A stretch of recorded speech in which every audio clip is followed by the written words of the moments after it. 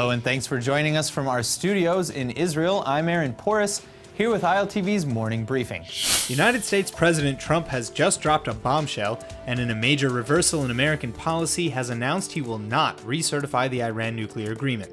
The decision, which now gives Congress just 60 days to make the next move, has ignited fierce controversy all over the world. But here in Israel, Prime Minister Benjamin Netanyahu has congratulated Trump on his, quote, courageous decision to reevaluate the deal, even though it goes against the warnings of most of the world's leaders, as well as Trump's own top officials.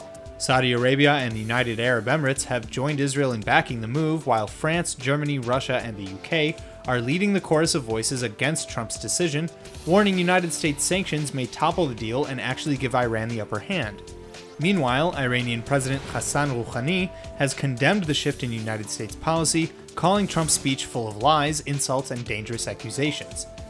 Congress now has 60 days to reimpose sanctions on Iran as Trump has demanded, or else reconceive the deal and reach an agreement, which all parties involved will sign. This will undoubtedly be a daunting task for the divided American Congress, but the stakes here are huge, which means they'll need to work fast. Well, we've been speculating about it for weeks, but now it's officially a done deal. Hamas and the Palestinian Authority have just signed a historic reconciliation deal in Egypt, bringing their decade-long rivalry to an end. In a shocking show of good faith, Hamas has even handed over control of the Gaza Strip to President Abbas's Fatah government. The news has been met with cautious optimism across the Palestinian world, especially in Gaza, where the Palestinian Authority's siege of the Strip has reduced the situation to nearly unlivable conditions. While the newly unified Palestinian government could breathe new life into a two-state solution, it also puts Israel in a difficult position. That's because one of the biggest issues yet to be resolved is Hamas's armed military wing, which consists of 25,000 troops committed to annihilating the Jewish state. Prime Minister Netanyahu, along with many Israelis, remain cautious about what a unified Palestinian government could mean for Israel, and has called for all parties to recognize Israel's right to exist, if these summons for peace are to be believed. There's a lot still left on the table yet to be resolved, but for now, the world is settling in for the new reality of a Palestinian unity. Egyptian police last week released an Israeli tourist several hours after his arrest when he entered the Sinai Peninsula with bullets in his bag. 24-year-old Israeli Nir Itach was fined roughly $140 and banned from Egypt for a week. Itach promptly returned to Israel upon his release from Egyptian custody. According to Itach's brother Almog, the bullets were in Nir's bag by accident from his days in the military. Speaking to Ynet, he said Nir, quote, took out of his closet a bag from his army days that had not been used for a while, end quote. Though eventually released, Itach described suffering harsh treatment from other prisoners, saying he, quote, needed to beg for water and they didn't give him anything to eat during the whole time that he was in prison. He said it was an unpleasant experience, end quote. After being released to his brother at the southern Israeli-Egyptian border crossing, Itach returned home to Rehovot.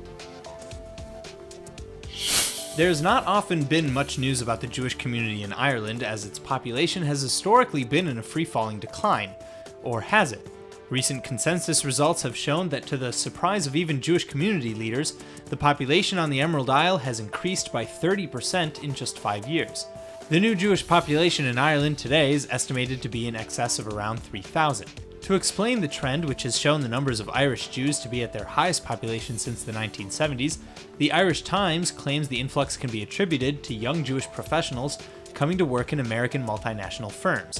In fact, according to Maurice Cohen, the chairman of the Jewish Representative Council of Ireland, quote, we're getting to a stage now where the new wave of incoming Jewish migrants may outnumber the traditional population, which has been here for so long, end quote.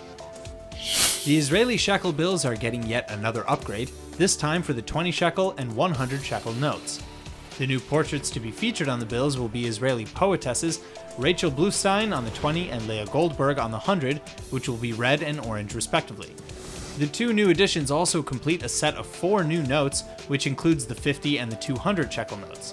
Those bills feature Israeli poets Shaul Chernikovsky and Natan Alterman, respectively. Aside from staying within the poetic portraiture theme, the new 20 and 100 shekel bills will also feature a number of new security specifications.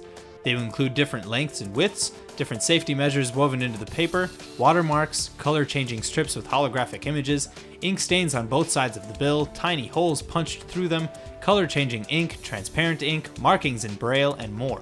And if that wasn't enough, many experts have been circulating the rumor that these might just be the last new paper bills to be issued in Israel, as paper money is only changed very seldomly, and because in the future, digital currencies exchanged on computers, smartphones, and credit cards will likely make physical cash unnecessary.